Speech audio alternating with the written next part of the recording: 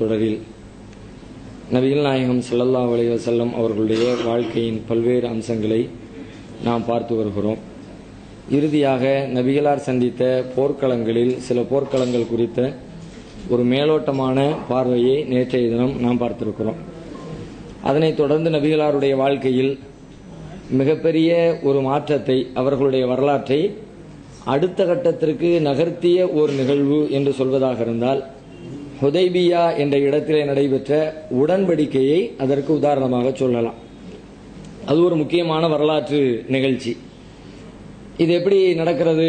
இதில் நிறைய பாடங்களும் படிப்பினைகளும் சமூகத்திற்கு இருக்கிறது.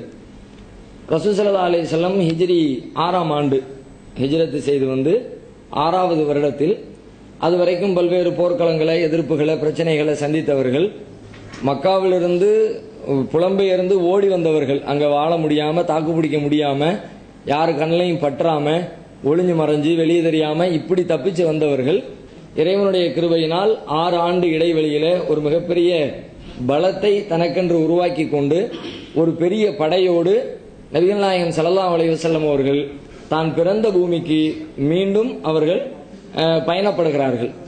எதற்காக இந்த பயணம் மேற்கொள்ளப்படுகிறது என்றால், அல்லாஹ்வுடைய ஆலயத்தை தரிசித்து விட்டு வருவது, உம்ரா செய்துவிட்டு வருவது என்பதற்காக வேண்டி இந்த பயணத்தை மேற்கொள்கிறார்கள்.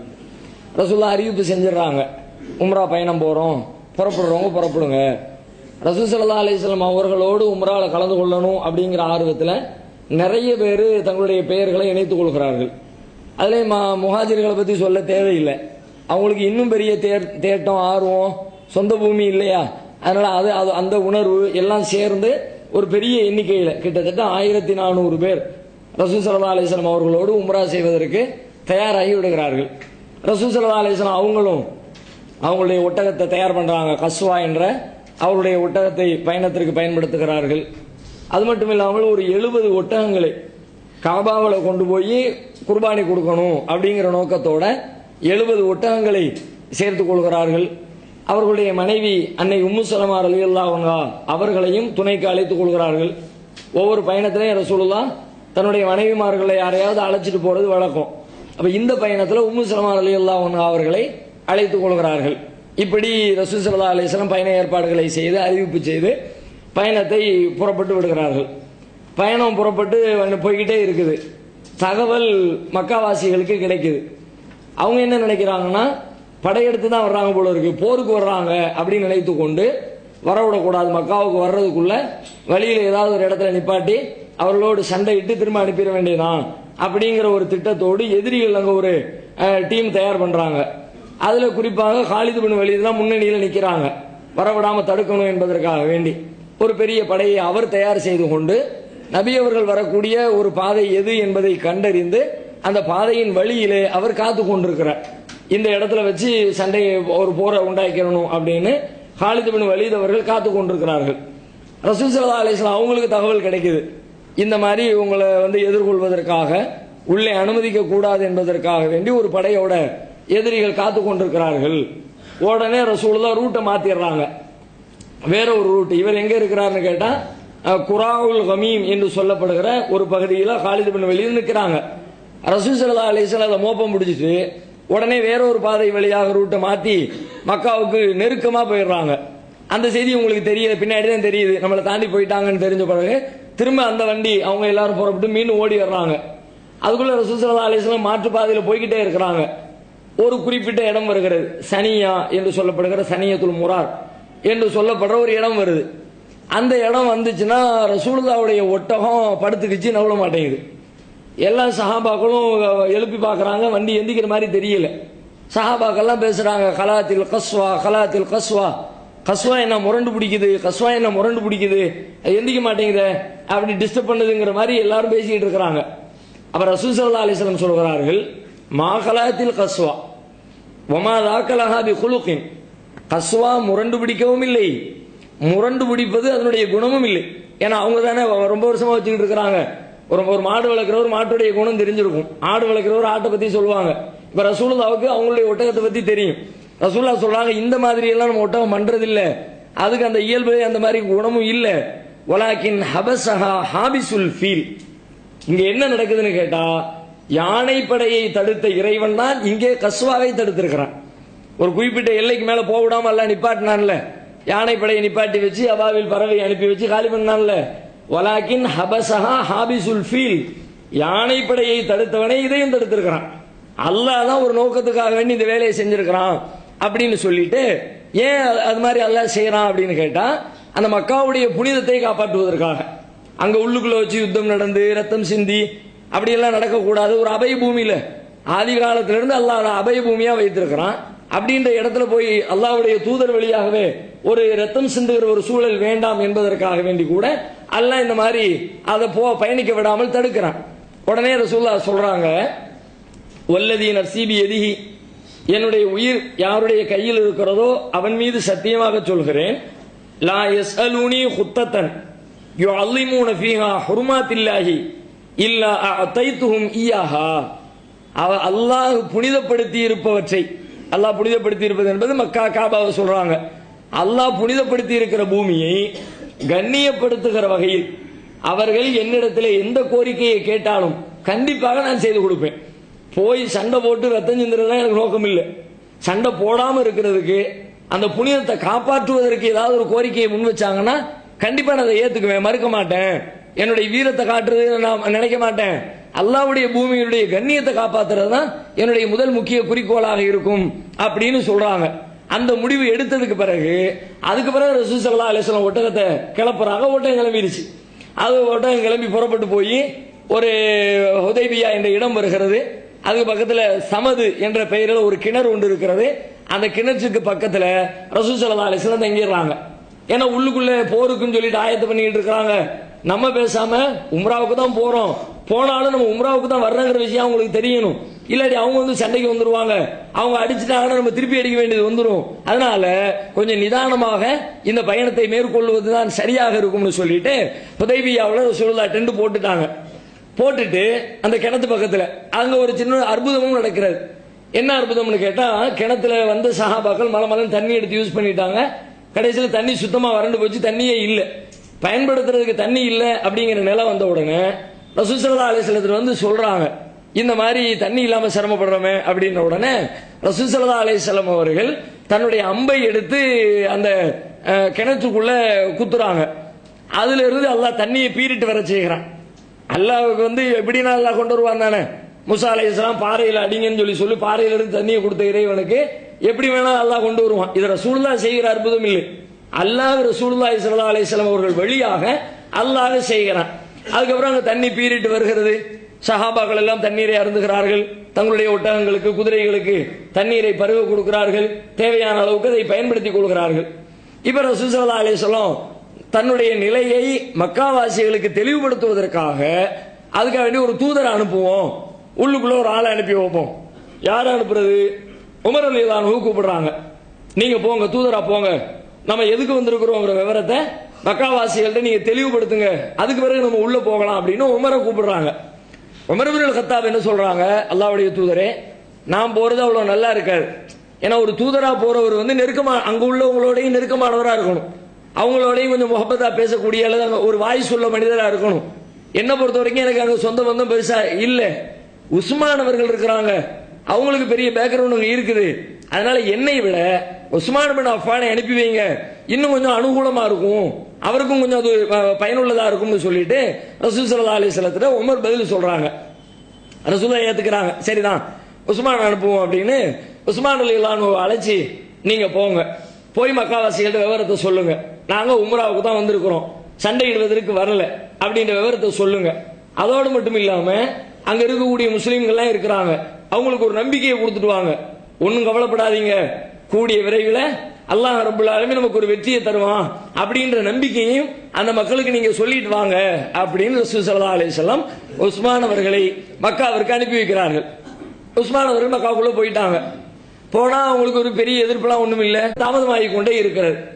செய்தி என்ன மாதிரி வருதுன்னு கேட்டா, உள்ள போன உஸ்மான கொலை செஞ்சுட்டாங்க அப்படின்ற மாதிரியான ஒரு தவறான தகவல் ஒன்று பரவுகிறது. இந்த செய்தி வந்த உடனே ரசூலுல்லாஹ் கொதிச்சிட்டாங்க.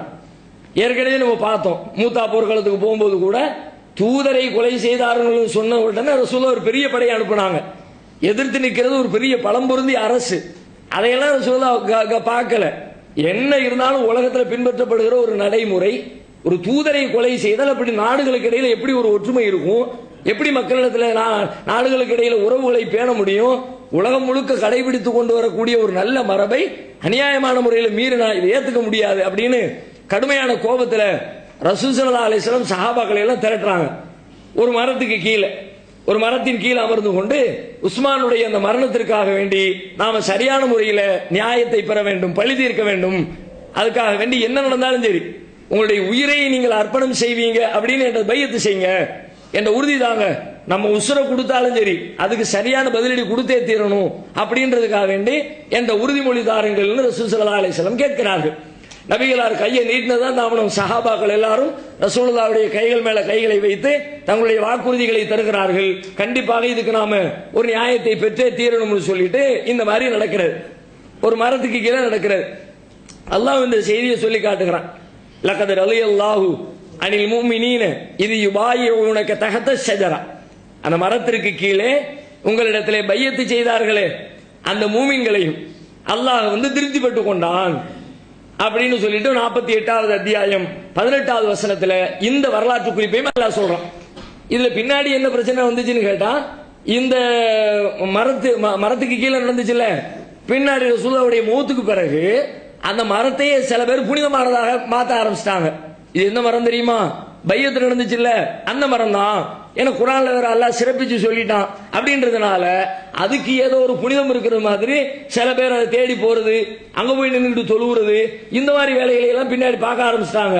உமர் ரலியல்லாஹு அன்ஹு செய்தியை கேள்விப்பட்ட உடனே முதல்ல மரத்தை விட்டுட்டாங்க. என்னத்தை அல்லாஹ்வுடைய மார்க்கத்தில் எதுக்கு புனிதம் இருக்குது? அல்லாஹ்வை தவிர புனிதப்படுத்துவதற்கு புனிதம் நிறைந்தவன் வேறு என்ன இருக்கு? ஒண்ணுமே கிடையாது. அல்லாஹ்வுடைய மார்க்கத்தில் உட்காந்துட்டு என்ன வேலையை பார்க்கறாங்க? வெட்டு மரத்தைன்னு சொல்லிவிட்டு அட்ரஸ் எல்லாம் ஆக்கி விட்டாங்க. அதுக்கப்புறம் அங்க இருந்துச்சு இங்க இருந்துச்சுன்னு சொல்லிவிட்டு இன்னைக்கு எங்க இருந்துச்சுன்னு ஒரு இடத்த சொல்றாங்க. அங்க ஒரு லைப்ரரி இருக்கிறது. காலங்காலமா சொல்லப்பட்டு கொண்டே வருகிறது. இங்கதான் ரசூலுல்லாஹ்வுடைய வீடு இருந்துச்சு அப்படின்னு. இப்போ காலங்காலமா சொல்லப்படுற ஒண்ணு கிட்டத்தட்ட உண்மையா இருக்க வாய்ப்பு இருக்கிறது. இந்த மாதிரி விஷயத்துல இங்கதான் தங்கி இருந்தாரு அப்படிங்கிற தகவல் ஒரு பெருசா பொய் இருக்கிறதுக்கு வாய்ப்பு குறைவு தான். இப்ப கவர்மெண்ட் என்ன பண்ணுது, அங்க ஒரு பெரிய லைப்ரரியை போட்டு இதெல்லாம் வீடு கிடையாதுன்னு விரட்டி விடு. என்னன்னு கேட்டா அங்க ட்ரெஸ்ஸை கொண்டு போய் அங்க படியில கொண்டு வைக்கிறது. அதுவும் குறிப்பா இந்த பாகிஸ்தான், பங்களாதேஷ், இந்தியா இங்க இருந்து போல ஆட்கள் இருக்கிறாங்கல்ல, கொண்டு போய் உட்கார்ந்து தேய்க்கிறது. அங்க வாசல போலீஸ்காரன் நிக்கிறான், அவன் கையில கொடுத்து உள்ளுக்குள்ள வச்சு எடுத்துட்டான் அப்படின்னு கேட்கிறான். அவன் விரட்டி விடுறான். இங்க எதுக்குமா வைக்கணும்? இது புக்குமா, லைப்ரரிமா, புக் படிக்கிற இடமா, இதையாம தடவுற? இல்ல ரசூலுல்லாஹ் வாழ்ந்த ஊடி இது, அதுல கொஞ்சம் தடவி தாங்க பரக்கத்து இருக்கும் அப்படின்னு சொல்லிவிட்டு பொருட்களில் பரக்கத்தை தேடுகிறார்கள். நிறைய அடையாளங்கள் இந்த மாதிரி தேடுறாங்கன்றதுக்காக வேண்டிய இல்லங்கிற மாதிரி கவர்மெண்ட் கொண்டு போக வேண்டிய ஒரு சூழல் எல்லாம் உண்டாகி இருக்கிறது. அப்ப அந்த மாதிரி வந்துச்சு. அது உமர் ரலியல்லாஹு அன்ஹு பின்னாடி நோட்டி விட்டுட்டாங்க. அது ஒரு வரலாற்று செய்தி. அடுத்து என்ன நடக்கிறது? இந்த மாதிரி ரசூல் ஸல்லல்லாஹு அலைஹி வஸல்லம் உறுதி எடுக்கிறாங்க. அதற்கு பிறகு பார்த்தால் சிறிது நேரம் கழித்து உஸ்மான் ரலியல்லாஹு அன்ஹு அவர்கள் வந்து விடுகிறார்கள். அதுக்கான போரோ சண்டையோ தேவையில்லாமல் போய்விடுகிறது. இதுக்கிடையில மக்காவாசிகள் என்ன பண்றாங்கன்னா, என்னன்றதை தெளிவா பேசிக்கணும், நமக்கு இடையில ஒரு அக்ரிமெண்ட் ஏதாவது போட்டு வச்சுக்கணும், அப்பதான் எதிர்காலத்துக்கு நல்லது அப்படின்னு ஒரு பேச்சுவார்த்தைக்காக வேண்டி மக்காவிலிருந்து தூதர்களை அனுப்பி வைக்கிறார்கள். ரசூலுல்லாஹ் ஒருத்தர் அனுப்பி விட்டுட்டாங்க. இப்ப அவங்க தரப்புல இருந்து ஆட்களை அனுப்புறாங்க. யாரெல்லாம் வர்றா? முதல்ல புதைல் இப்னு வரக்கா என்று சொல்லப்படுகிற ஒரு மனிதர் வருகிறார். இவர் ஆல்ரெடி உங்களுடைய குடும்பம் ரசூலுல்லாஹ்வுக்கு அறிமுகமான குடும்பம் தான், நல்ல பெயர் பெற்ற ஒரு குடும்பம் தான். இவன் புதைல் இப்னு வரக்கா வர்றாரு. வந்து ரசூல் ஸல்லல்லாஹு அலைஹி வஸல்லம் அவங்கள்ட்ட ரசூலுல்லாஹ் ஏதோ சண்டைக்கு வந்த மாதிரி நினைத்து கொண்டு இவர் பேசுறார். அப்ப ரசூலுல்லாஹ் எல்லாத்தையும் விளக்குறாங்க. நான் சண்டைக்கெல்லாம் வரல, உம்ரா செய்யத்தான் வந்திருக்கிறேன் அப்படின்னு சொல்லிவிட்டு ரொம்ப தன்மையாக எதிரிகளோடு பேசுகிறோம் என்ற ஸ்டைலில் பேசாமல் ஒரு சமாதானத்துக்கு பேசுகிற பேச்சில் ரசூலுல்லாஹ் பேசுறாங்க. அப்படி விவரத்தை எல்லாம் சொல்றாங்க. குறைஷிகளும் ரொம்ப காலமா போர்னு சொல்லிட்டு போர் பண்ணி ரொம்ப சடைஞ்சு போய் உட்கார்ந்து இருக்கிறாங்க. நாம வேணா நமக்கு இடையில ஒரு போர் நிறுத்த ஒப்பந்தம் செஞ்சுக்குவோம், சண்டை போட வேண்டாம், கொஞ்ச காலத்துக்கு நீங்களும் எங்க மேல தாக்குதல் நடத்த வேண்டாம், நாங்களும் உங்க மேல தாக்குதல் நடத்த வேண்டாம், அந்த மாதிரி ஒரு போர் நிறுத்த ஒப்பந்தத்தை செய்து கொள்வோம், என்ன மாதிரி நீங்க சொல்லுங்க இப்படின்னு ரசூல் ஸல்லல்லாஹு அலைஹி வஸல்லம் விவரத்தை எல்லாம் சொல்றாங்க. நாங்க பேசாம எங்க வெளியில போய்கிட்டு இருக்கிறோம், எங்களை நீங்க டிஸ்டர்ப் பண்ணாதீங்க, உங்களை நாங்க டிஸ்டர்ப் பண்ணல அப்படின்ற மாதிரி. ஆல்ரெடி பார்த்தால் ரசூலுல்லாஹ் யாரையும் டிஸ்டர்ப் பண்ணல, ஆனா பேச்சுவார்த்தை அப்படித்தானே வரும். நான் இந்த இதுல ஏற்றுக்கொள்ளப்பட்டால் நமக்கு தான் சாதகம். ஏன்னா அவனு தான் டிஸ்டர்ப் பண்ணிக்கிட்டே இருக்கிறானுங்க. நம்ம போய் யாரையும் டிஸ்டர்ப் பண்ணல. இப்ப எங்க ரூட்ல விட்டுருங்க, நீங்க உங்க ரூட்ல போங்க, ரெண்டு பேரும் ரெண்டு ரூட்ல போற மாதிரி தெரிஞ்சாலும் இதுல நன்மை நமக்கு தான். இப்ப ரசூலுல்லாஹ் இந்த மாதிரி சொல்றாங்க. சொல்லிட்டு எல்லா விவரத்தையும் இதெல்லாம் நன்மையா இருக்கும். ஒருவேளை இதை நீங்க ஏத்துக்க விரும்பல, போர் தான் உங்களுடைய முடிவு, எங்களை எதிர்த்து நின்று அடிக்கிறது கொள்றது அதுதான் உங்களுடைய முடிவாக இருந்தால் அப்ப நான் சொல்றதை கேட்டுக்க. ரெண்டையும் சொல்லி ஒரு தூதராக ஒருத்தர் வர்றாருன்னா அவர்கிட்ட எப்படி பேசணுங்கிறத கத்துக்கணும் ரசூலுல்லாஹ். அவர்கிட்ட என்ன வார்த்தையை போடணுங்கிறத முதல்ல ரொம்ப நல்ல மாதிரியான செய்திகளை சொல்லி முடிச்சாச்சு. அடுத்த ரசூலுல்லாஹ் சொல்றாங்க, போர் தான் நீங்க முடிவு எடுத்தீங்கன்னா ஃபவல்லதி நஃப்ஸி பியதிஹி, என் இறைவன் என்னுடைய உயிர் யார் கைவசம் இருக்கிறதோ அவன் மீது சத்தியமாக சொல்கிறேன், கேட்டுக்கொள். லவ் காத்திலன்னஹும் அலா அம்ரி ஹாதா, எனது இந்த காரியத்திற்காக நான் சண்டைக்கு வருவேன். ஹத்தா தன்ஃபிர சாலிபத்தி, என்னுடைய தலை துண்டாகிற வரைக்கும். சண்டைன்னா சண்டை, சும்மா சண்டை, சும்மா வந்துட்டு போறது அந்த மாதிரி விளையாடலாம் கிடையாது, பூச்சாண்டி காட்டுற விளையாடலாம் கிடையாது. வந்தோம்னா ஒன்னு என் தலை துண்டாகும், அது வரைக்கும் என்னுடைய போர் இருக்கும், உக்கிரமா இருக்கும். சாதாரணமா இதுக்கு முன்னாடி பார்த்த மாதிரிலாம் இருக்காது. இவ்வளவு சொன்னதுக்கு பிறகும் சண்டைக்கு தான் வருவோம்னா வந்து பாரு, ஒரு கை பார்த்துறேன், என் தலையே போனாலும் சரி நான் விட மாட்டேன். வல யுன்ஃபிதன்னல்லாஹு அம்ரா, அல்லாஹ் தன்னுடைய இந்த காரியத்தை முழுமைப்படுத்துவான். அல்லாஹ் ரப்பல் ஆலமீன் இந்த இஸ்லாத்தை வேலை செய்வான், பாத்துக்க, இந்த செய்தியை போய் நீங்க சொல்லுங்க அப்படின்னு சொல்லி அனுப்பிடுறாங்க. புதையில் போறார். அங்க போய் மக்காவாசிகளை பார்த்து சந்திச்சு விவரத்தை சொல்றார். அவர் நல்லா தான் இருக்குது, ஒன்றும் பிரச்சனை இல்லை, அவர் சொல்றது சரியா தான் இருக்குது அப்படிங்கிற மாதிரி விவரத்தை சொல்றார். அதுல அவங்களுக்கு திருப்தி இல்லை. இன்னொருத்தர் அனுப்பி விடுவோம் அப்படின்னு அடுத்த ஒருத்தர் எந்திக்கிறார். நான் வேலை போட்டுமா அப்படிங்கிறார். சரி போங்க. இவர் யார் அப்படின்னா உருவத்து பின் மஸ்ஊத். இவர் பின்னாடி இஸ்லாத்தை ஏற்றுக்கொண்டவரும் கூட. உருவத்து பின் மஸ்ஊத் என்ன பண்றாங்க, நான் போறேன், சரி போங்க. உருவ வந்துட்டாங்க. வந்து அவர் என்ன பண்றாரு, சண்டைலாம் ஒண்ணு வேண்டாம், அதுதான் நானும் சொல்லிட்டு இருக்கேன், ரசூலுல்லாஹ் அதான் சொல்லிட்டு இருக்காங்க. அவர் ரசூலுல்லாஹ் சொல்றாரு, சண்டைலாம் வேண்டாம், நீங்க இதுக்கு முன்னாடி கேள்விப்பட்டிருக்கிறீங்களா, அரபு குலத்தை அவர்களுடைய சொந்த இனத்தை சார்ந்தவனே ஒட்டுமொத்தமாக அழித்தான் என்ற பெயரை எங்கேயாவது கேள்விப்பட்டிருக்கீங்களா? நீங்க மட்டும் சண்டைக்கு வந்தீங்கன்னா அந்த பேர் தான் உங்களுக்கு வரும். சண்டை போட்டு கடைசியில் இருக்கிற அரபியர்களை எல்லாம் காலி பண்ணிட்டு உங்களுக்கு பெரிய அவ பெயரா போயிரும். அதனால சண்டை நமக்கு தேவையில்லை. ஃபைன்னி வல்லாஹி லா அரா உஜூஹன், இல்ல நிலைமை மாறிடுச்சுன்னு வச்சுக்குவோம், உங்க கை ஓங்குனா இங்க இருக்கிற எல்லாரும் காலி ஆயிருவாங்க. காபிர்களாகிய எங்களுடைய பக்கம் கை ஓங்குச்சுன்னா அப்பமும் நீங்க கொஞ்சம் கவனமா இருந்துக்குங்க. ஏன்னு கேட்டா இங்க நிக்கிற ஆட்கள்ல நிறைய முகங்களை நான் பார்க்கிறேன்.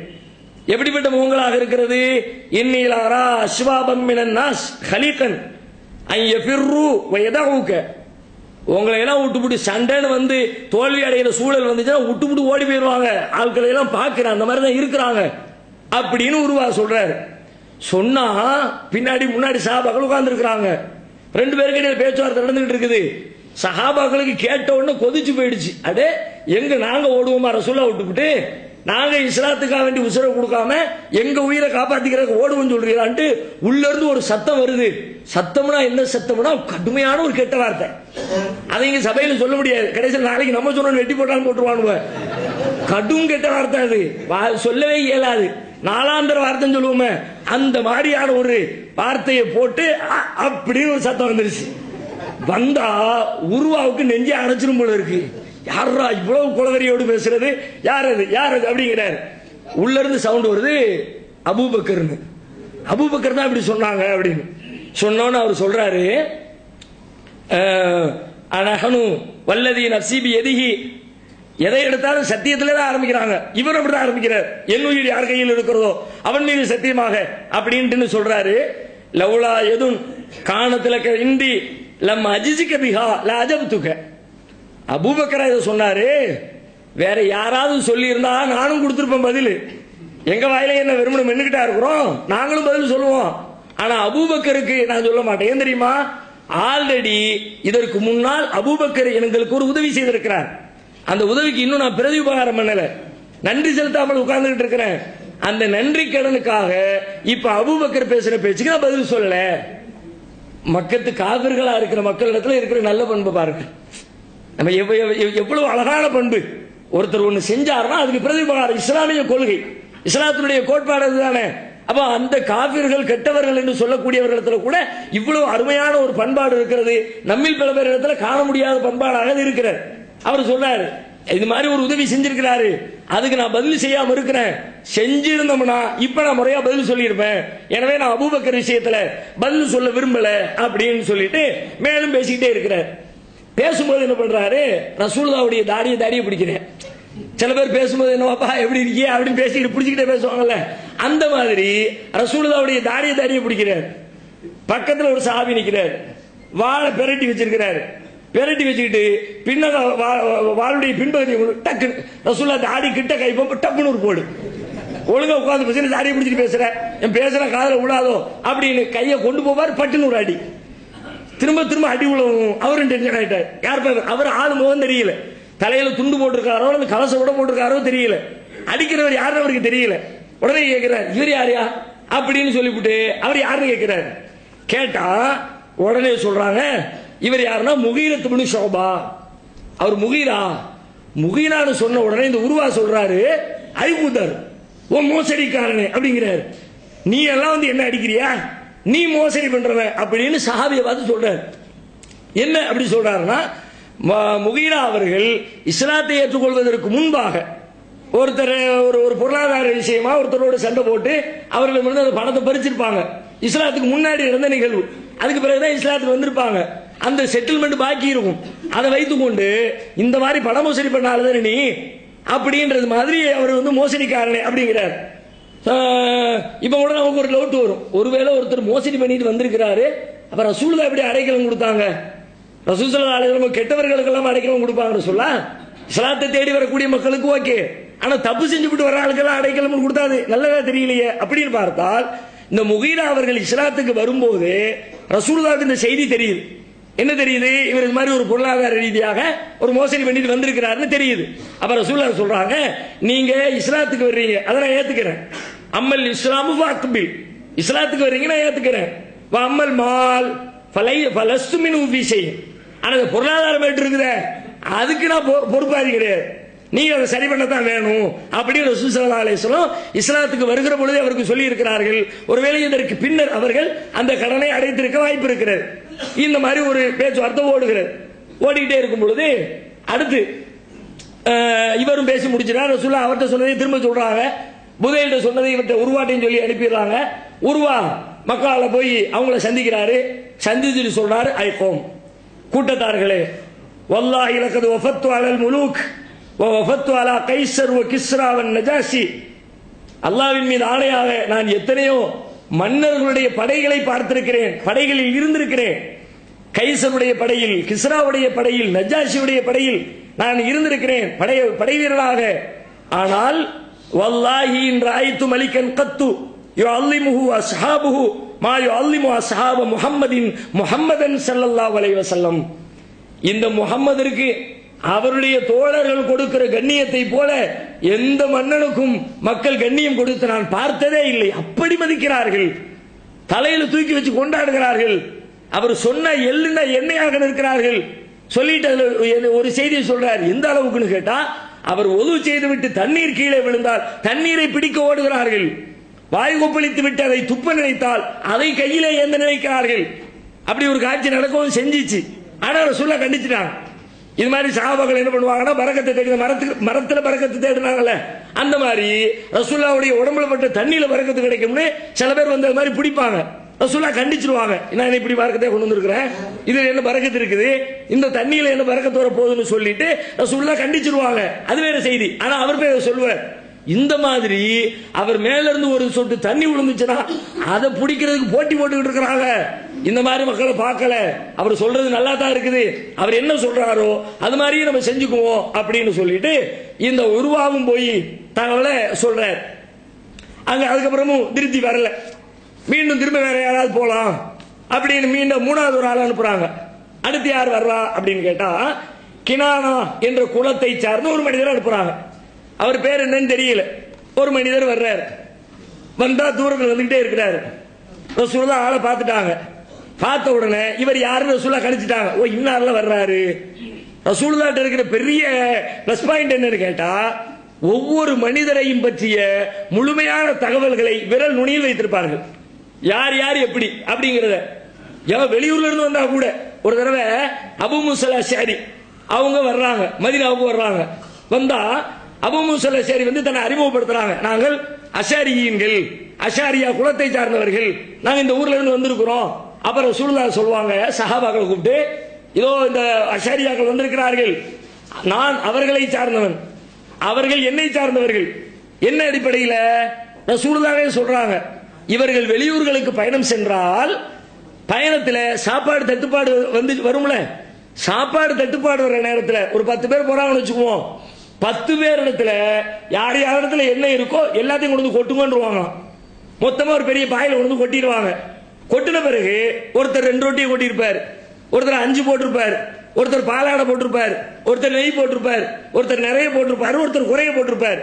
எல்லாருக்குள்ளயும் கொட்டிட்டு ஒரு பாத்திரத்தை வைத்து எல்லாருக்கும் சமமா பங்கு வச்சுக்குவாங்க. ஏன்ட்ட உள்ளது எனக்கு தான் யாரும் சொல்ல மாட்டாங்க. தன்னிடம் இருப்பதை பகிர்ந்து உண்ணக்கூடிய பண்புடையவர்கள் யாரு? அஷாரியாக்கள். அஷாரியா அப்பதான் வர்றாங்க. வரும்போதே ரசூலுல்லாஹ் அவங்களை பத்தி தெரிஞ்சு வச்சிருக்கிறாங்க, இவங்க இப்படிப்பட்டவர்கள், இவங்களுக்கு இந்த குணம் இருக்கு. இந்த மாதிரி ஒவ்வொரு தனி மனிதனை பற்றி, தனி குழுக்களை பற்றி இந்த மாதிரி தெரிஞ்சு வச்சதுனால இவர் வர்றார், கினானா குலத்தை சார்ந்தவர் வர்றார். வந்த உடனே ரசூலுல்லாஹ் தூரத்தில் பார்த்துட்டு சொல்லிட்டாங்க, ஹாதா ஃபுலான் வ ஹுவ மின் கௌமின் யுஅல்லிமூனல் புதன். இந்த மனிதர் இருக்கிறாரே யார் தெரியுமா? இவர் இந்த பலி பிராணிகளை, குர்பானி கொடுக்கக்கூடிய பிராணிகள் இருக்குல்ல, இறைவனுக்காக குர்பானி கொடுக்கக்கூடிய பிராணிகளை கண்ணியப்படுத்துகிற கூட்டத்தை சார்ந்தவர். இவங்களுடைய குடும்ப போக்குவரத்துலாம் அல்லாவுக்காக வேண்டி ஒரு ஆடு மாடு இருக்குன்னு கேட்டா ரொம்ப அதை மதிப்பாங்க. அந்த மாதிரி குடும்பத்தை சார்ந்தவர் வந்திருக்கிறாரு. அதனால நீங்க என்ன பண்ணுங்க, நம்ம கொண்டு வந்திருக்கிற பலி பிராணிகளை கொஞ்சம் அப்படி பத்தி விடுங்க. எல்லாம் பத்தி விட்டாங்க சஹாபாக்கள். ஆல்ரெடி மக்காவுக்கு கொண்டு வர்ற பலி பிராணியா இருக்கிறதுனால அதுல அடையாளங்கள்லாம் போட்டு இது காபாவுக்குரியது அப்படின்ற அடையாள சின்னங்களோடு அப்படியே எல்லா ஒட்டகத்தையும் பத்தி விடுறாங்க. பத்திக்கிட்டே போகும்போதே தல்வியா சொல்லிக்கிட்டு லப்பைக் அல்லாஹும்ம லப்பைக் லப்பைக் அல்லாஹும்ம லப்பைக் அப்படின்னு சொல்லிட்டு பிராணிகளை விரட்டிக்கிட்டே போறாங்க. இவர் வேற ஒன்றும் பேசவே இல்லை, இதை மட்டும் பார்த்தாரு. சுப்ஹானல்லாஹ், நிஜமாவே இந்த மக்கள் காபாவுக்கு வேண்டியில வந்திருக்கிறாங்க, அல்லாஹ்வுடைய ஆலயத்தை தரிசிக்கிறதுக்குள்ள வந்திருக்கிறாங்க, அல்லாஹ்வுக்கு குர்பானி கொடுக்கறதுக்குள்ள பிராணிகளை கூட்டிட்டு வந்திருக்கிறாங்க, இவங்களை எப்படி நம்ம தடுக்க முடியும்? தடுக்க முடியாது அப்படின்னு. அது கூட அவரே சொல்றார். எப்படி சொல்றார் பாருங்க, சுப்ஹானல்லாஹ், அல்லாஹ் தூய்மையானவன், மா யம்பகீலி ஹாவுலாய் அன் யுஸத்து அனில் பைத். இந்த மக்களை அல்லாஹ்வுடைய ஆலயத்தை விட்டு எப்படி தடுக்க முடியும்? நல்ல கவனிச்சு பாருங்க, இஸ்லாம் இல்ல, அல்லாஹ்வுடைய ஆலயத்தை பற்றி அவளை தடுக்கிறது வைக்கிறது பற்றியான எந்த சட்டத்திட்டங்களும் தெரியாத ஒரு மனிதர் அவர் சொல்றாரு, அல்லாஹ்வுடைய ஆலயத்தை தரிசிக்க வர்றவனை நான் எப்படி தடுக்க முடியும்? இன்னைக்கு பள்ளியாசல் உட்கார்ந்துட்டு பயான் பண்ற ஆலிம்சா நீ பள்ளியாசலுக்குள்ள வராத போங்கிற. இவர் மார்க்கத்தை படிச்சவரா, குர்ஆனை படிச்சவரா, இஸ்லாத்தை சொல்றவரா, இவர் என்ன பண்றாரு? பள்ளியாசலுக்குள்ள வர்றவனை வராதன்னு தடுக்கிறார். காபிராக இருக்கிற கூட்டத்தை சார்ந்தவர் சொல்றாரு, அல்லாஹ்வுடைய பள்ளிவாசலுக்கு வர்ற ஒருத்தனை நம்ம எப்படி தடுக்க முடியும்? அங்க போய் சண்டை போடுறாரு. வேணாம்பா, அவங்க நிஜமாவே காபாவுக்கு தான் வந்திருக்கிறாங்க, சண்டைக்கு தான் வரல, அவங்க பேசாம வரட்டும், தவாஃப் செய்யட்டும், பள்ளியில செய்ய வேண்டிய காரியத்தை செஞ்சுட்டு போகட்டும் அப்படின்னு இவர் போய் அவங்கள்ட்ட பேசுறார். அதுக்கப்புறம் திரும்ப அடுத்து இன்னொருத்தர் வர்றார், மிக்ரஸ் இப்னு ஹப்ஸ் என்று சொல்லப்படுகிற ஒரு மனிதன் வருகிறான். அவன் வந்த உடனே சொல்லிட்டான், இவன் ஆக மட்டமானவங்கள கூறுகட்டவன அனுப்பி வச்சிருக்காங்க, சரி உட்காரட்டும், எவன் வந்தாலும் பேசித்தர ஆகணும் வா அப்படின்னு உட்கார வச்சு பேசுறாங்க. அவனுக்கும் சொல்ல வேண்டிய செய்தி எல்லாம் சொல்லி அவனை அனுப்பி விடுறாங்க. அவனும் போயிட்டான். அதன் பிறகு அதற்கடுத்து ஒரு மனிதரை அனுப்புகிறார்கள், சுஹைல் இப்னு அம்ர் என்று சொல்லப்படுகிற மனிதர் வருகிறார். இவர் வந்தவர் என்ன பண்ணாரு, எல்லா பேச்சுவார்த்தை முடிஞ்சிச்சு, உங்க லெவல்லாம் தெரியுது, அதனால இப்ப நம்ம அக்ரிமெண்ட் போட்டுக்குவோம், ஒப்பந்தத்தை நமக்கு இடையில் ஒரு ஒப்பந்தம் எழுதி கொள்வோம் அப்படின்னு டைரக்டா ஒப்பந்தம் எழுதுகின்ற நிலைக்கு வந்து விடுகிறார். ரசூலுல்லாஹ் அதுக்கு தான் வெயிட் பண்றாங்க. ஒப்பந்தம் எழுத ஆல்ரெடி ஃபர்ஸ்டே சொல்லிட்டாங்கல்ல, 2 பேருக்கும் இடையில ஒரு ஒப்பந்தத்தை எழுதி கொள்வோம் ரசூலுல்லாஹ் சொல்லி அனுப்புனதுனால இப்ப அவர்களும் அந்த நிலைக்கு வருகிறார்கள். ரசூல் ஸல்லல்லாஹு அலைஹி வஸல்லம் ஒப்பந்தத்தை எழுதுவதற்கு எழுத்தரை அழைக்கிறார்கள். வாங்க உட்கார்ந்து வார்த்தைகளை சொல்றேன், நீங்க எழுதுங்க. ஏன்னா ரசூலுல்லாஹ் எழுத படிக்க தெரியாதுல்ல, எழுத்தரை அழைக்கிறார்கள். எழுதுவதற்கு யார் வருகிறார்? அலி இப்னு அபி தாலிப். அவங்க பேப்பர் பேனா எல்லாத்தையும் எடுத்து வச்சுக்கிட்டு அன்னைக்கு என்ன இருக்கோ அந்த பேனாக்களை எடுத்து வைத்துக் கொண்டு எழுத ஆரம்பிக்கிறார். ரசூலுல்லாஹ் வாசகத்தை சொல்றாங்க, பிஸ்மில்லாஹிர் ரஹ்மானிர் ரஹீம். பிஸ்மில்லாஹ் ரஹ்மான் எழுத போறாரு. அவர் சுஹைல் நிப்பாட்டிட்டார், கொஞ்சம் வெயிட், என்ன ரஹ்மான் ரஹீம், பிஸ்மில்லா அல்லாஹ் தெரியும் எங்களுக்கு, அல்லாஹ்வுடைய பேரான்னு சொல்லுங்க, அது எங்களுக்கு தெரியும். அது என்ன ரஹ்மான் ரஹீம், அளவற்ற அருளாளரும் அன்புடையவனும் ஆகிய அல்லாஹ்வுடைய பேரால் இந்த ரஹ்மான் யாருன்னு தெரியாது, ரஹீம்னா யாருன்னு தெரியாது, அல்லாஹ் மட்டும்தான் எங்களுக்கு தெரியும். எழுதுறதா இருந்தா உங்களுக்கு எங்களுக்கும் உள்ள ஒப்பந்தத்தை எழுதும் பொழுது ரெண்டு பேரும் எதை ஒத்துக்கிட்டோமோ அதை எழுதணும். உங்களுக்கு பிடிச்சதெல்லாம் எழுதுறதுக்கு பேர் ஒப்பந்தம் கிடையாது. அப்படின்னா நீங்க பேப்பர் எழுதி வச்சுக்க வேண்டியதானே, அப்படித்தானே அர்த்தமாகும். ஒரு ஒப்பந்தம்னாலே ரெண்டு பேரும் ஒத்துக்கிட்டே தான் எழுதணும். இவர் சொல்றார் அம்மர் ரஹ்மான், அதன ரஹ்மான் அல்லாஹி மாதிரி மாகுவ, அது யாருன்னு எங்களுக்கு தெரியாது. வலாக்கின் எனவே உக்துபு பிஸ்மிக் அல்லாஹும்ம, அல்லாஹ்வே உன் பெயரால் என்று எழுதுங்கள். இதுல கூட பாருங்க, காபிரு எழுத சொல்லும் போது என்ன வார்த்தையை சொல்றான், பிஸ்மிக் அல்லாஹும்ம, அல்லாஹ்வே உன் பெயரால் எழுதுகிறான். நம்ம ஆளு 786 எழுதுகிறான். காபிரா இருக்கவன் பிஸ்மில்லா எழுத சொல்றான், நம்மால் அதை அல்லாஹ்வுக்கு கடாசி விட்டு என்னத்தையோ நம்பர் எழுதிக்கிட்டு இருக்கான். அது போகட்டும். அது சொல்லிட்டு என்ன சொல்றாரு, கமா குந்த தக்துபு, எப்படி வளமையா எழுதுவோமோ அது போல பிஸ்மிக் அல்லாஹும்மன்னு எழுது. அப்ப அவங்க எல்லாருமே எப்படி எழுதிக்கிட்டு இருக்கிறாங்கன்னு கேட்டா பிஸ்மிக் அல்லாஹும்ம, இப்படிதான் அவங்க எழுத்து வழக்கு இருந்து கொண்டிருக்கிறது என்பது விளங்குகிறது. அடுத்து அப்ப ரசூலுல்லாஹ் ஒத்துக்கிறான், சரி கரெக்ட் தான், ஒப்பந்தம்னா ரெண்டு பேரும் ஒத்துக்கிட்டு தான் இருக்கணும், ஒரு ஆள் விரும்புறது எழுதக்கூடாது, நீ சொல்ற நியாயம் இருக்கு, எதிரி சொன்னாலும் கூட அதுல ஒரு நியாயம் இருக்குது, ஏத்துக்கிறேன், எழுதுப்பா பிஸ்மிக் அல்லாஹும்ம எழுது. எழுதியாச்சு. அடுத்த ரசூலுல்லாஹ் வாசகத்தை சொல்றாங்க, ஹாதா மா காலா அலைஹி முஹம்மதுர் ரசூலுல்லாஹ், இது அல்லாஹ்வின் தூதராகிய முஹம்மது ஸல்லல்லாஹு அலைஹி வஸல்லம் அவர்கள் எழுதி கொள்ளும் ஒப்பந்தம். திரும்ப கிராஸ் பண்ற சுஹைல், வெயிட், அதுல முஹம்மதுர் ரசூலுல்லாஹ், அல்லாஹ்வுடைய தூதராகிய முஹம்மது, அதை நாங்க ஏத்துக்கலையே. வல்லாஹி லவ் குன்னா நஅலமு அன்னக ரசூலுல்லாஹ், நீங்கள் அல்லாஹ்வுடைய தூதர் தான் என்பதை நாங்கள் ஏற்றுக்கொண்டிருந்தால் மா சதத்னா கனில் பைத், பைத் அல்லாஹ்வுடைய வீட்டை விட்டு உங்களை நாங்கள் தடுத்திருக்க மாட்டோம்.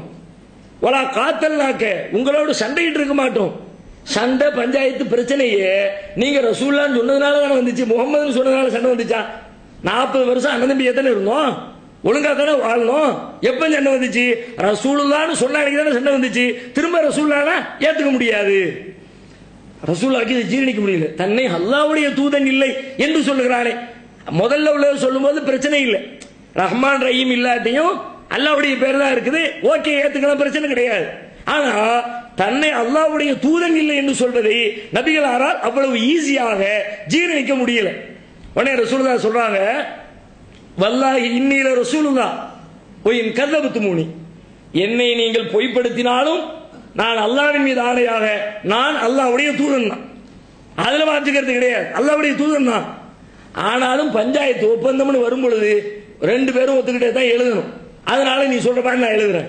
என்ன எழுதணும்? மின் முஹம்மது பின் அப்துல்லா, அப்துல்லாவுடைய மகன் முஹம்மது எழுதி கொள்கிற ஒப்பந்தம் நான் எழுதுறேன் அப்படின்ட்டு அலியை கூப்பிட்டு சொல்றாங்க, அலியே அந்த முகமது ரசூலுல்லாஹ் அடிச்சுட்டு முகமது பின் அப்துல்லான்னு எழுதுங்க.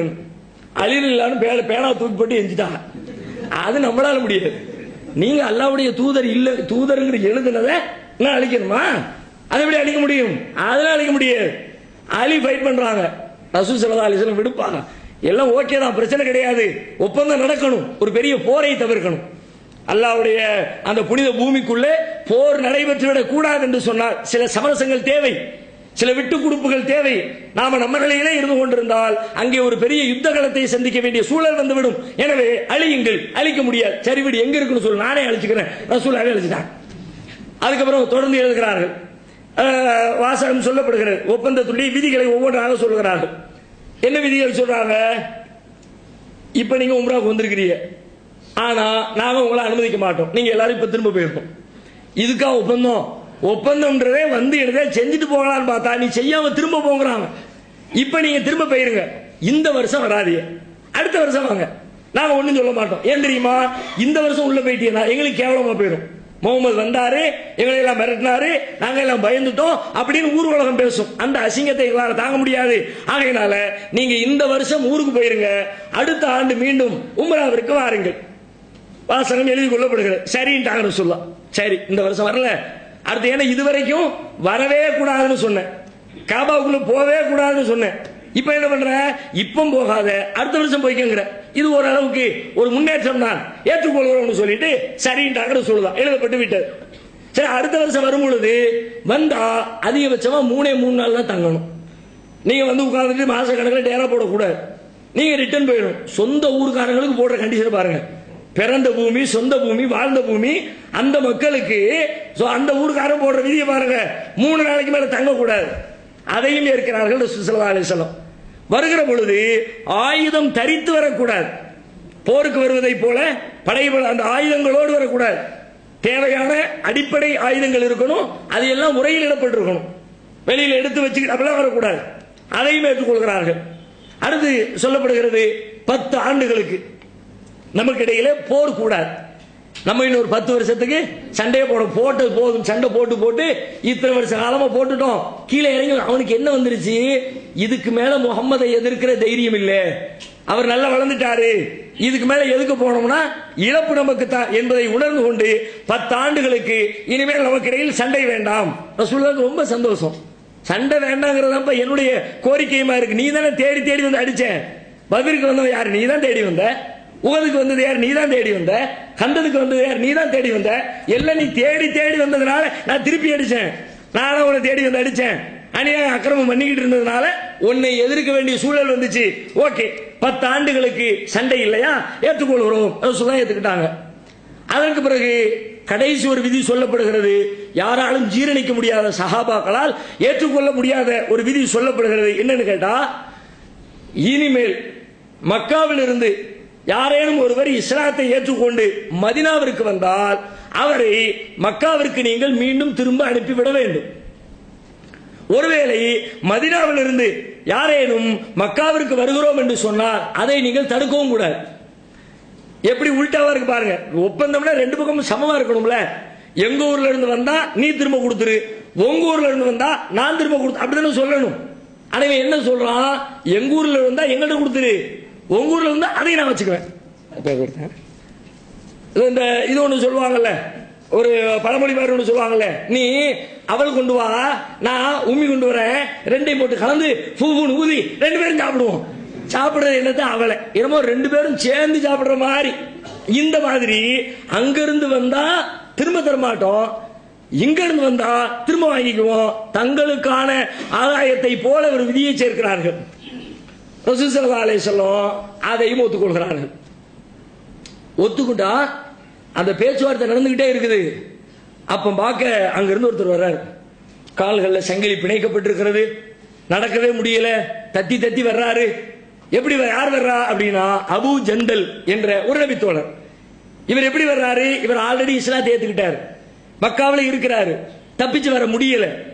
இப்ப ரசூல் ஸல்லல்லாஹு அலைஹி வஸல்லம் மக்காவிற்கு பக்கத்துல ஹுதைபியாவிலே வந்து தங்கி இருக்கிறார்கள் என்ற செய்தி கேள்விப்பட்ட உடனே இதோட தப்பிச்சு ஓடி போய் முஸ்லிம்கள் டீமோட சேர்ந்துருவோம்னு தப்பிச்சோம் பிழைச்சோம்னு ஓடி வர்றாரு. இந்த விதியை ரசூலுல்லாஹ் ஏற்றுக்கொள்கிறார்கள். இங்க இருந்து வந்தா திரும்ப அனுப்பிடுவோம்னு விதியை ஏத்துக்கிட்டாங்களே. இப்ப வர்றவர் யாருன்னு கேட்டா உட்கார்ந்து பேசிக்கிட்டு இருக்காரு சுஹைல், சுஹைலுடைய மகன், ஒப்பந்தம் பேசிக்கிட்டு இருக்காரு எதிரணியில. அந்த சுஹைல் இப்னு அம்ருடைய மகன் அபூ ஜந்தல், அபூ ஜந்தல் இப்னு சுஹைல் இப்னு அம்ரு. ரசூலுல்லாஹ் கிட்ட வந்த உடனே கோலத்தை பார்த்தா முஸ்லிம்களுக்கு ரொம்ப கவலையா இருக்கு. நம்ம முஸ்லிம்களை இஸ்லாத்தை ஏற்றுக்கிட்டதுனால இன்னும் கொடுமைப்படுத்துறானுல, நம்ம மதீனாவுல எவ்வளவு நிம்மதியா வாழ்ந்துகிட்டு இருக்கிறோம் அப்படின்னு சொல்லிட்டு அந்த மாதிரி அவர்கள் ரொம்ப கடுமையான மன உளைச்சலுக்கு ஆளாகிறார்கள். அப்ப ரசூலுல்லாஹ் சொல்றாங்க, எப்பா எழுத்து இன்னும் இந்த ஒப்பந்த விதி எழுதப்படல, பேசிட்டோம் ஓகே, இன்னும் அதை எழுதல, அதனால இந்த ஒண்ணை விட்டு நீ நாங்க வந்து அபூ ஜந்தல் வச்சுக்கிறோம், இதுக்கு பிறகு யாராவது வந்தா நாங்க திரும்ப கொடுத்துறோம். முடியவே முடியாது. இதை ஏத்துக்கிட்டா தான், இல்லாட்டி நான் எதையுமே ஏத்துக்க முடியாது. ரசூலுல்லாஹ் எவ்வளவு பேசி பாக்குறாங்க, இந்த ஒண்ணை மட்டும் விட்டு கொடுத்துரு, ஒண்ணு முடியவே முடியாது. கல்லா நின்னுட்டான், என்ன தன்னுடைய சொந்த மகன் வேறையா, அதனால ரொம்ப உறுதியா நின்னுட்டான், வேற வழியே இல்ல. ரசூல் ஸல்லல்லாஹு அலைஹி வஸல்லம் அதற்கும் ஒத்துக்கொண்டு அபூ ஜந்தலே நீங்க திரும்ப போயிருங்க, பொறுமையா இருங்க, அல்லாஹ் உதவி செய்வான், கூடிய விரைவில் வெற்றி கிடைக்கும் அப்படின்னு சொல்றாங்க. அபூ ஜந்தல் முஸ்லிம்களை பார்த்து கேட்கிறார், யா மாஷரல் முஸ்லிமீன், முஸ்லிம்களே, உரத்து இலல் முஷ்ரிகீன், என்னை இந்த முஷ்ரிக்குகளிடத்திலே திரும்ப அனுப்புகிறீர்களா? வகத் ஜித்து முஸ்லிமன், நானுமோ முஸ்லிமாக மாறி உங்களிடத்திலே வந்திருக்கிறேன். அலா தரவுணமாக்கதில் அக்கீத்து, என்னுடைய நிலையை நீங்கள் பார்க்கவில்லை, எப்படி இருக்கும் பார்த்தீங்களா? என் கோலம் உங்களுக்கு தெரியுதா இல்லையா? இதுக்கு பிறகும் என்னை எப்படி மக்காவிற்கு திரும்ப அனுப்ப உங்களுக்கு மனம் வருகிறது? அலா தரவுணமாக்கதில் அக்கீத்து, நான் சந்திக்கிற துன்பங்களை நீங்கள் பார்க்கவில்லையா அப்படின்னு அவர் கேட்கிறாரு.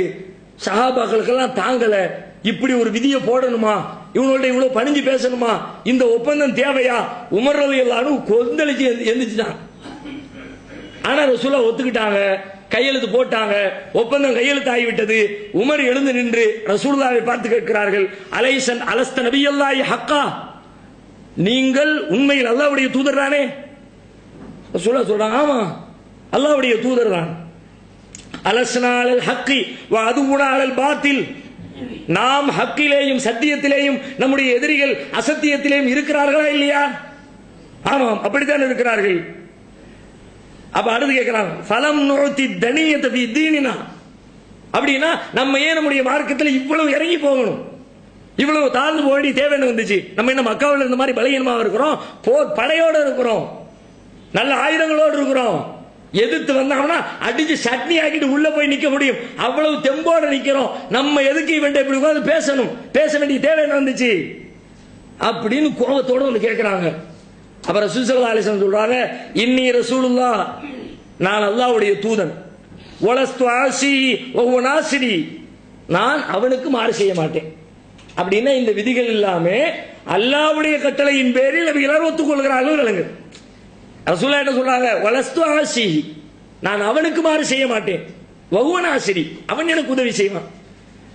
அப்ப அடுத்து கேட்கிறார் உமர், சரி பேசுறீல்ல, ஓகே நான் ஏத்துக்கிறேன்.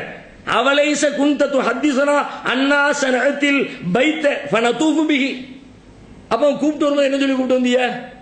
நம்ம போய் காபாவை தவாஃப் பண்ண கூப்பிட்டு வந்தீங்கல்ல, இப்ப எல்லாம் திரும்ப போங்கன்னு என்ன அர்த்தம்? இந்த வருஷம் தான் தவாஃப் பண்ண முடியாதுன்றானே, நீங்க ஒத்துக்கிட்டீங்கல. அப்ப வரும்போது கொடுத்த வாக்குறுதி, வரும்போது காபாவை தவாஃப் பண்ணுவோம்னு சொல்லி தானே கூப்பிட்டு வந்தீங்க, இப்ப திரும்ப கூப்பிட்டு போனா எப்படி? அப்ப ரசூல் அடுத்து சொல்றாங்க, ஃபஅக்பர்துக இன்னா நதீஹலாம், நான் தவாஃப் செய்வோம்னு சொன்ன உண்மைதான், ஆனா இந்த வருஷம் செய்வோம்னு கூட்டு வந்தவங்கள, இந்த வருஷமே தவாஃப் செய்ய போவோம்னு சொன்னேன், கண்டிப்பா தவாஃப் செய்வோம். ஃபைன்னக ஆதீஹி வ முத்தவ்விஃபும் பிஹி, நீங்க கண்டிப்பா அடுத்த வருஷம் வருவீங்க, அடுத்த வருஷம் நீங்க தவாஃபும் செய்வீங்க. நான் இந்த வருஷம்னு சொல்லலையே, தவாஃப் செய்வோம்னு சொன்னேன், அவ்வளவுதானே. அதுக்கு மேல அல்லாஹ்வுடைய தூதர்கிட்ட ஒரு லெவலுக்கு மேல பேச முடியாதுல்ல. உமர் சைலண்ட் ஆயிட்டார், ஆனா வருத்தம் தாங்கல, கோபம் தணியல. நேரா அபூபக்கர் சித்திக்கிட்ட வர்றாங்க, அதே கேள்வி, நான் அவர்கள் அல்லாஹ்வுடைய தூதரா இல்லையா? ஆமாம் தூதர் தான். ரசூலுல்லாஹ் என்ன சொன்னாங்களோ அதே மாதிரி சொல்லி வச்ச மாதிரி அபூபக்கர் சொல்றாரு, நாம் சத்தியத்திலேயும் அவர்கள் அசத்தியத்திலும் இல்லையா? ஆமாம், நம்மிடத்திலே சத்தியம் இருக்கிறது, அவர்களிடத்திலே அசத்தியம் இருக்கிறது, உண்மைதான். பிறகு ஏன் நம்முடைய மார்க்கத்தில் நாம் இவ்வளவு தனிந்து செல்ல வேண்டும்?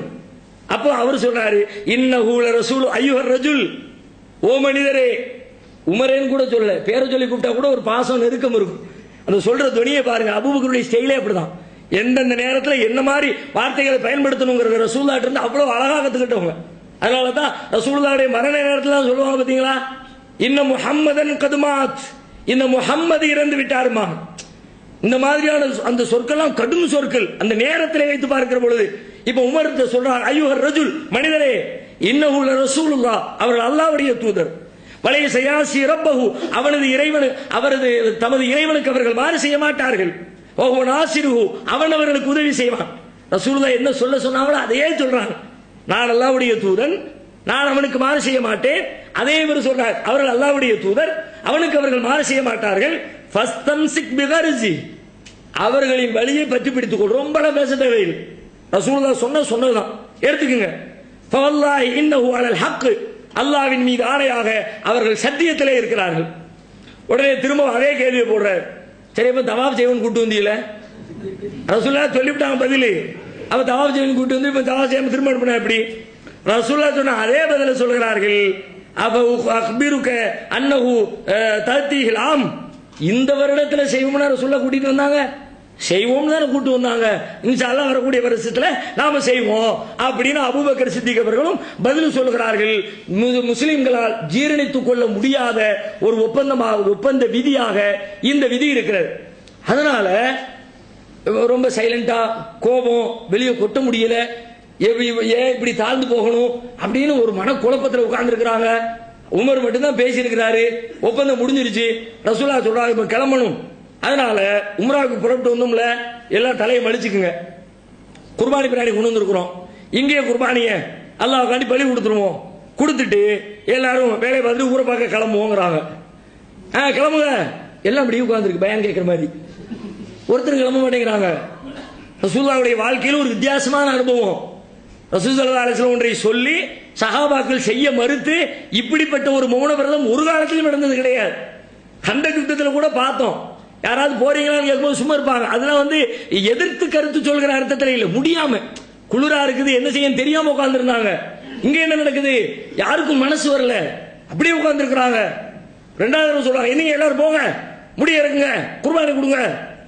ஒரு ஆள் எந்திக்க காணோம். மூணாவது சொல்றாங்க ஒரு ஆள் எந்திக்க காணோம்.